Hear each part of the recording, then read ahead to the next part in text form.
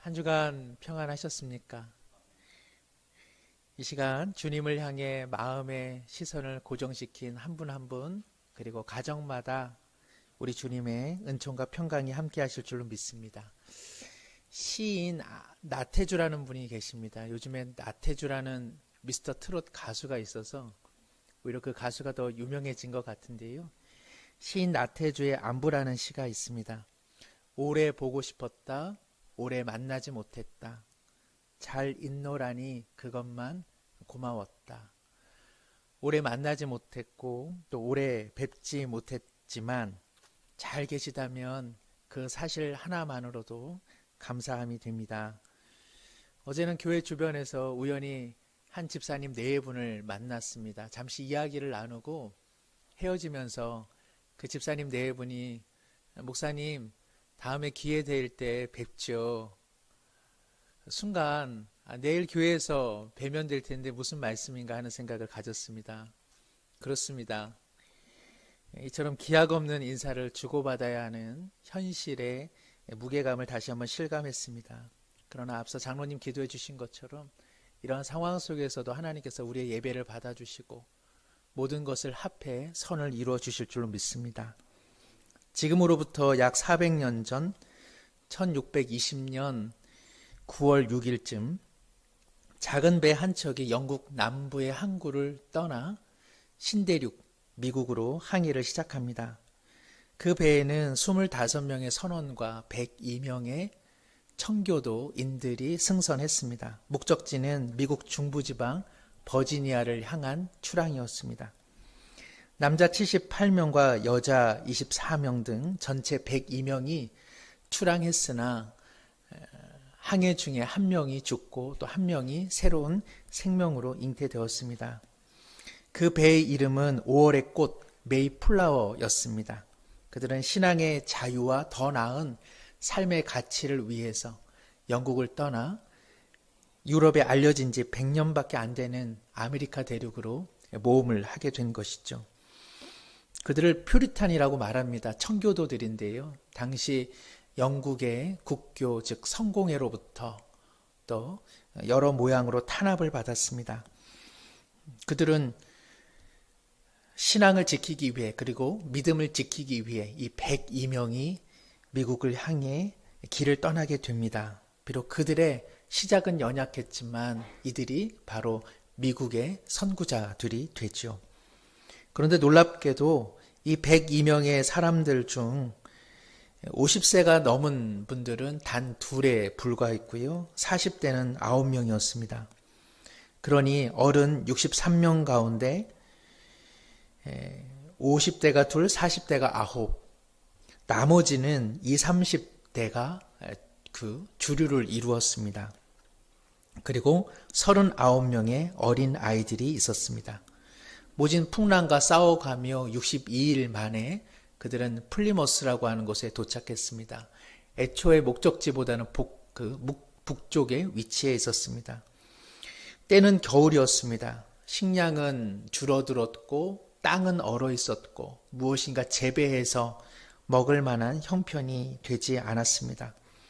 오랜 항해로 남자들까지 병을 얻었으니 여성들과 아이들의 삶이란 더욱 비참해져 갔습니다. 거기에 앞서 더해져서 한겨울을 보내고서 2월 말이 됐을 때는 모든 사람들이 뜻하지 않은 병에 걸렸습니다.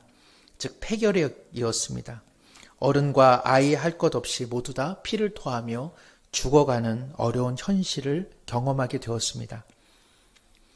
도착했던 해 12월에는 6명이 죽었고 1월에는 8명 그리고 2월에는 17명이 죽었습니다.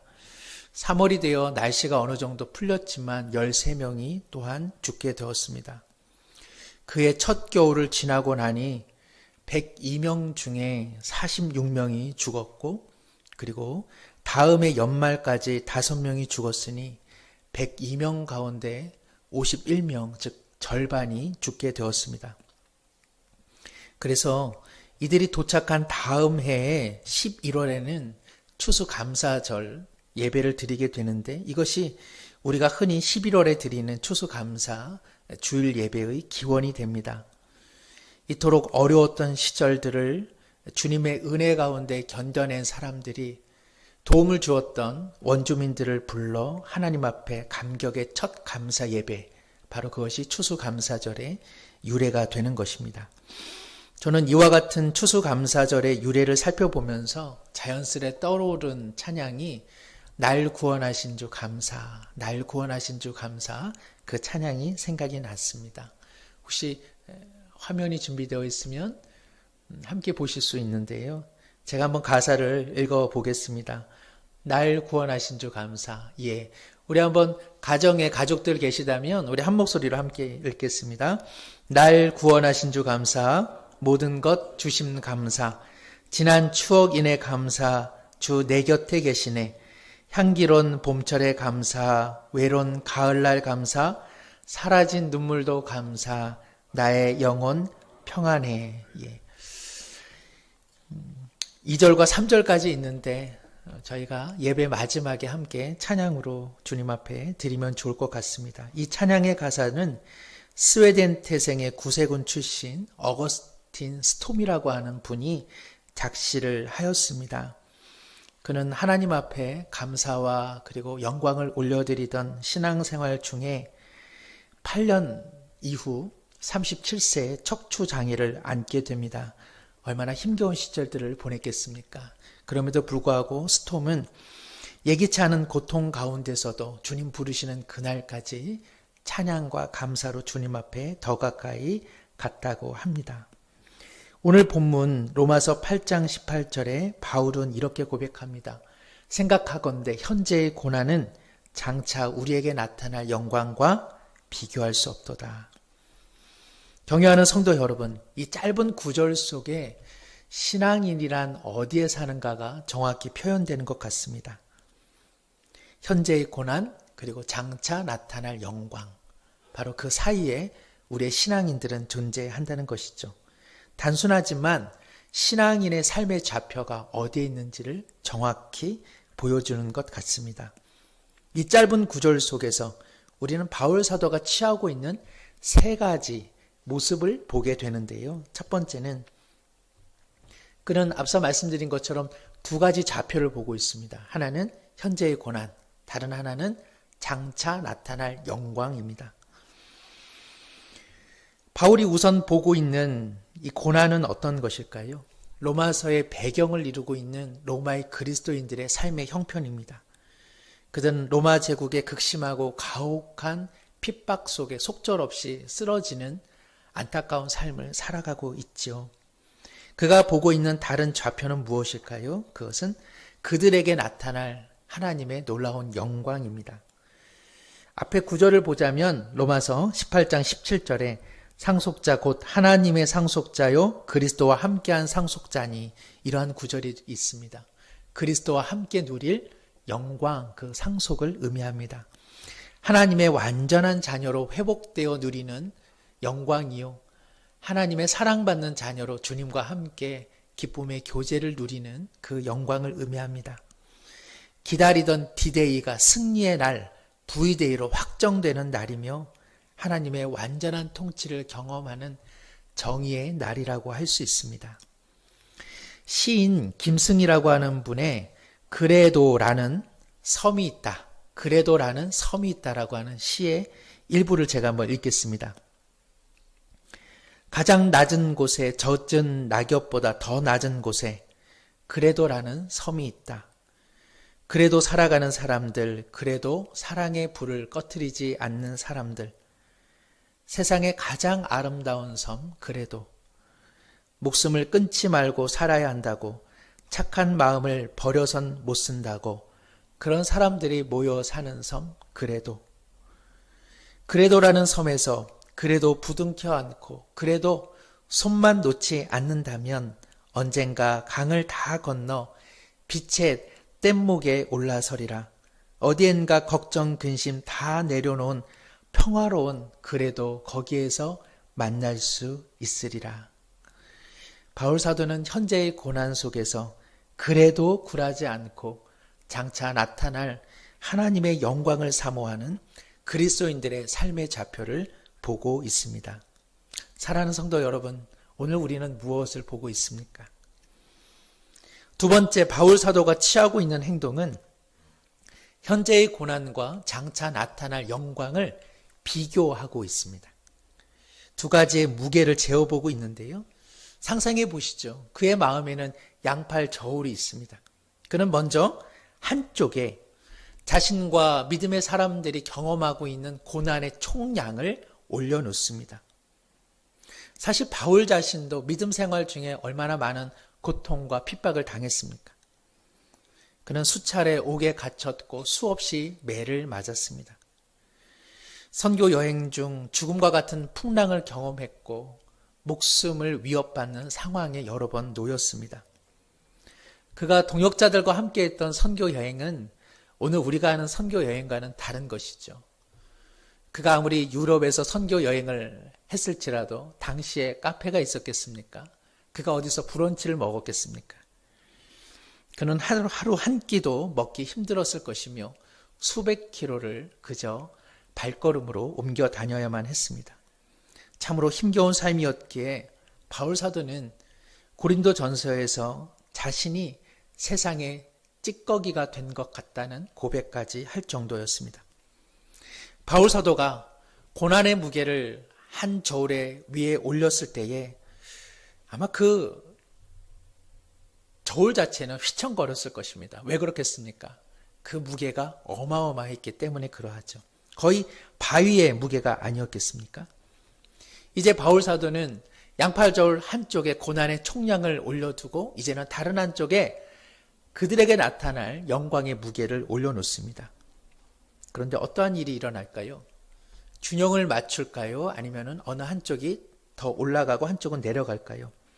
놀랍게도 고난의 무게를 올려둔 추가 한쪽에 영광의 무게를 올려두니 고난의 무게가 풍선처럼 위로 올라가게 되는 것이죠. 왜 그렇습니까? 장차 우리에게 나타날 영광의 무게가 고난의 무게와는 비교할 수 없을 정도로 크기 때문에 그러합니다. 믿음의 사람들에게 임할 영광의 무게, 그 영광의 무게를 올려두는 순간 쿵 하고 내려앉을 정도였다고 오늘 바울은 고백합니다. 그러므로 그는 말합니다. 비교할 수가 없도다. 뭐라고요? 비교할 수가 없도다. 사랑하는 성도 여러분, 믿음의 사람들은 비록 현재의 고난이 바위의 무게처럼 무거울지라도 어떤 사람들입니까? 그 바위에 스스로를 뭉개뜨리고 짓눌려서 사는 사람들이 아니라 그 고통, 그 고난, 그 답답함에 무게에 눌려 옴짝달싹 못하는 사람들이 아니라 장차 누릴 영광의 무게를 바라보며 여린 무릎이라 할지라도 그 고난을 안고 일어서는 사람들인 줄 믿습니다. 바울 사도는 그가 경험한 실제적인 고난과 아직 이루어지지 않은 영광 속에서 놀랍게도 비교할 수 없다. 비록 내가 고통을 체감하고 있지만 내게 다가오는 영광이 오히려 너무너무 크고 그리고 너무너무 중대하다고 고백하고 있습니다. 그런데 생각해 봅니다. 아무리 영광을 기대한들 현재 경험하고 있는 고난의 무게가 컸을 터인데 어떻게 이런 생각을 하게 됐을까? 그것은 바울이 취하고 있는 세 번째 모습입니다. 생각하건대. 오늘 함께 읽은 18절의 말씀은 생각하건대라고 하는 구절로 시작됩니다. 바울 사도가 현재의 고난을 장차 나타날 영광과는 비교할 수 없을 정도로 가벼운 것이고 나타날 영광은 바위처럼 무겁다고 고백할 수 있는 이유는 무엇입니까? 그것은 바로 생각입니다. 바울의 신앙의 요체는 바로 생각이라는 것이죠. 너무 단순해서 시시하게 느껴질 수도 있습니다. 바울이 이러한 깨달음을 알게 된 것은 기가 막힌 환상을 통해 혹은 기가 막힌 체험을 통해 알게 된 것이 아닙니다. 바울 사도는 생각했습니다. 바울 사도는 생각하건대 바로 이 생각 속에 그리스도인의 신앙생활에 놀라운 비밀이 담겨져 있습니다.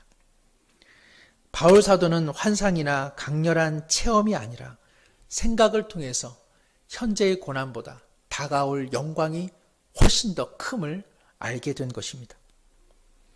그는 생각을 통해서 현재 삶의 고통에 뭉개지지 않고 그 바위에 무너지지 않았습니다. 그는 생각을 통해서 다가올 영광이 비교할 수 없는 무게를 갖고 있음을 알았던 것입니다. 바울 사도는 실제 양팔 저울을 갖고 있었던 것은 아닙니다. 실제로 그는 고난과 영광의 무게를 재어볼 수도 없었습니다. 그러나 그는 생각 속에서 생각을 통해 현재의 고난이 다가올 영광과 비교조차 되지 않는다는 것을 알았습니다.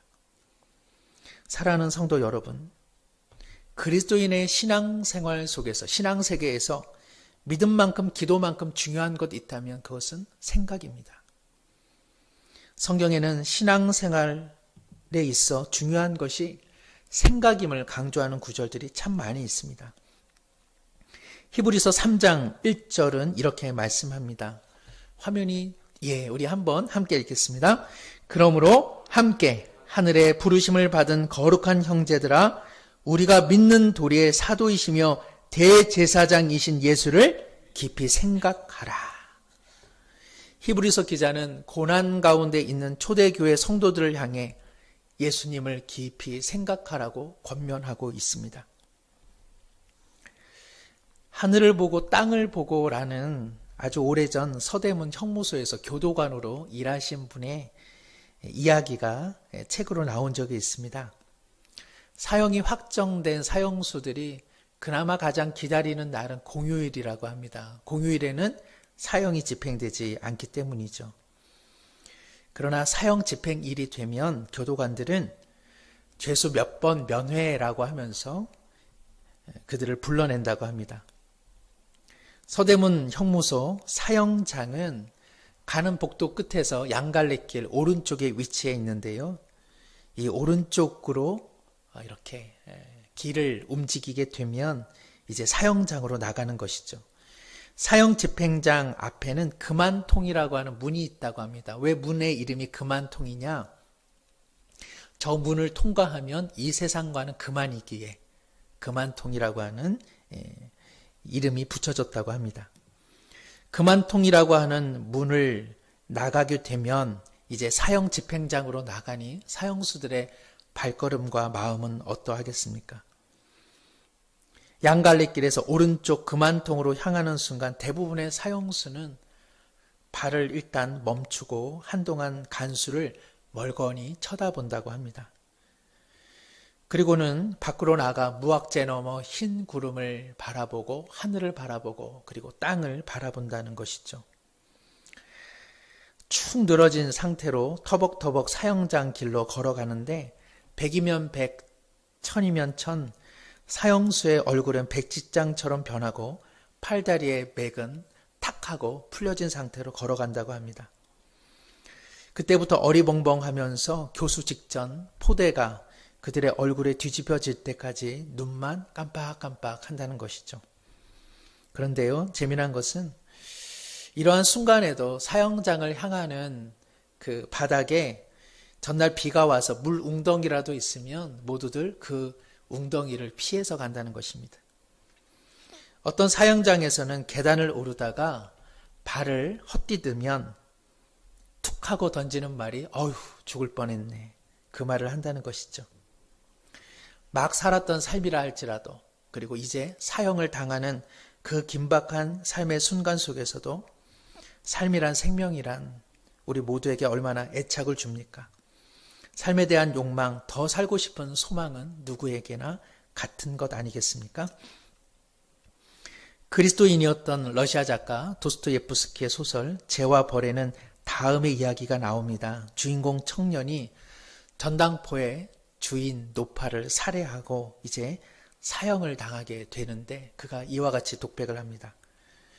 만일 1000길, 만길 깎아 세운 절벽 위에서라도 그것도 겨우 2다리로 서 있을 정도로 좁은 공간에 서서 산다 하더라도 그곳이 영원한 암흑이고 고독이고 폭풍우가 휩싸여 있다 하더라도 그 좁은 공간에서 일평생을 1000년이고 만년이고 산다고 하더라도 지금 죽기보다는 어떻게 해서라도 살고 싶다. 살고 싶다. 살 수만 있다면 살고 싶어라.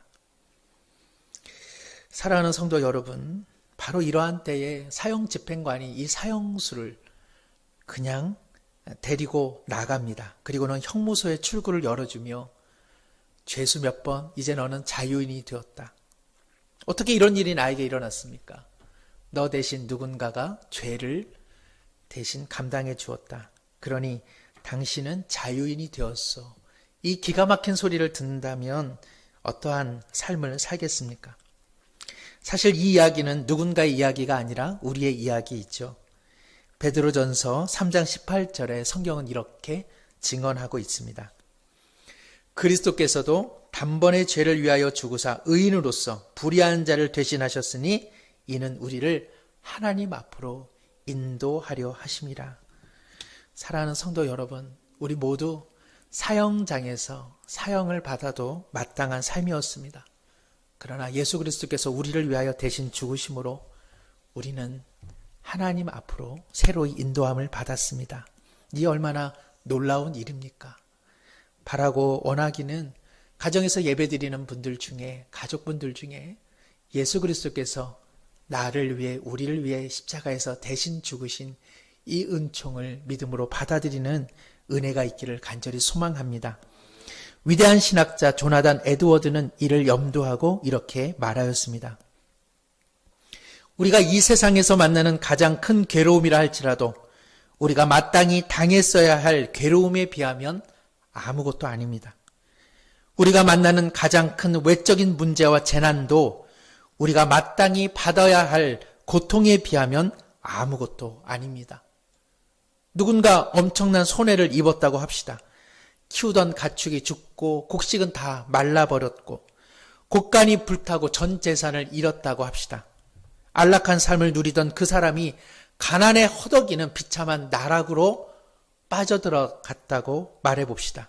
그러나 우리가 익히 들어온 영원한 영광과 비교해보면 이러한 고통이 얼마나 작은 것인지 깨닫게 됩니다. 이 깨달음 속에서 우리는 괴롭다고 불평할 이유를 찾기 어려울 것입니다. 사랑하는 성도 여러분, 생각하지 않으면 사는 대로 생각한다는 말이 있습니다. 바른 생각을 하지 않으면 사는 대로 생각해 놓곤 그 생각이 바르다고 말하는 것이죠. 참된 신앙인은 사는 대로 생각하는 사람 아니라 바른 생각을 해서 바른 삶을 살아가는 사람들입니다. 생각에는 힘이 있습니다. 생각은 결과를 반드시 나타냅니다. 참다운 그리스도인은 생각을 통해 현재의 고난을 뛰어넘어 장차 다가올 영광의 무게를 바라보게 되는 것입니다. 성숙한 그리스도인은 그리스도의 십자가를 생각함으로 현재의 삶의 무게에 짓눌림 당하지 않고 일어나는 것이며 명랑하게 일어나 하나님의 부르신 사명의 길을 여전히 걸어가는 것입니다. 우리는 모두 확신합니다. 그리스도를 깊이 생각하는 성도들은 절망 중에도 감사의 향기를 드러내는 것이죠. 로마서 1장 21절에 바울 사도는 이렇게 고백합니다. 하나님을 알되 하나님을 영화롭게도 하지 아니하며 감사하지도 아니하고 오히려 그 생각이 허망하여지며 미련한 마음이 어두워졌나니. 바울 사도는 하나님께 감사하지 않을 때 그 생각은 허망해진다고 고백하고 있습니다.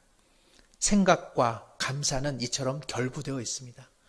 많이들 아시는 것처럼 생각이라고 하는 영어 단어 think는 감사하다라고 하는 thanks, 바로 여기에 영향을 주었다고 합니다. 생각하다와 감사는 이처럼 결부되어 있는 것이죠. 우리도 그렇지 않습니까? 너가 나를 조금이라도 생각한다면 나에게 감사한 마음 있지 않겠어? 제가 당신에 대해 여러 날 생각해 보니 참 당신은 감사하고 고마운 분입니다. 이처럼 누군가를 향한 진심 어린 생각은 진심 어린 감사로 이어집니다. 주님에 대한 깊은 생각, 주님께서 우리에게 행하신 십자가를 깊이 생각하면 생각할수록 우리는 삶의 고통과 고난 중에도 감사의 언어 그리고 감사의 삶을 살아갈 수 있게 되는 것이죠.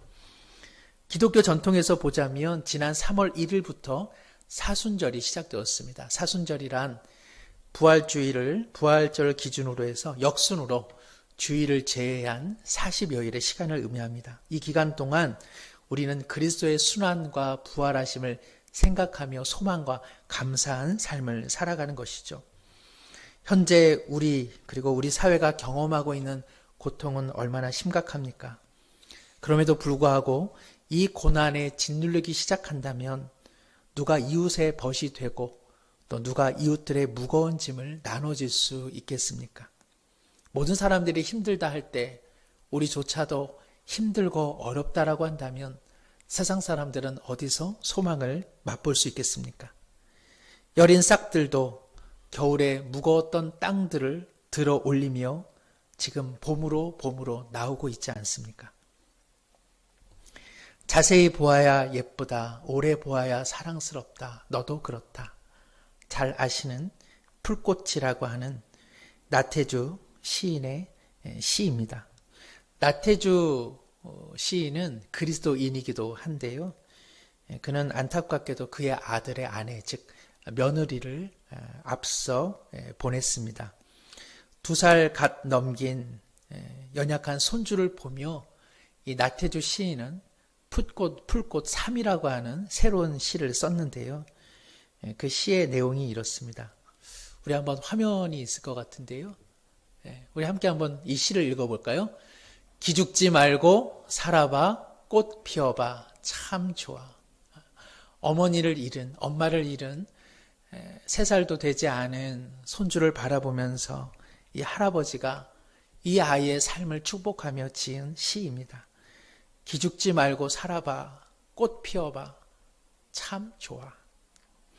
사랑하는 성도 여러분, 코로나 바이러스로 또 생업의 어려움으로 또 자녀들의 개학 연기로 그리고 무엇보다 교회에 오시지 못함으로 인해서 얼마나 힘겨운 시간들을 보내고 계십니까?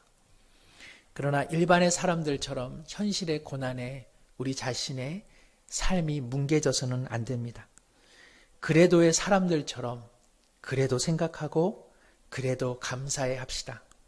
매일매일 시간을 따로 떼어놓아 우리에게 부어질 영광과 주님 주실 기쁨을 생각하며 더욱 감사하기로 생활합시다. 결심합시다. 하여 지금 우리의 삶에 봄처럼 주어진 시간들을 새로이 꽃피우는 우리 사랑하는 모든 성도님들과 가정과 자녀들 되기를 소망합니다. 참 좋습니다. 기도하겠습니다. 생각하건대 현재의 고난은 장차 우리에게 나타날 영광과 비교할 수 없도다. 아멘.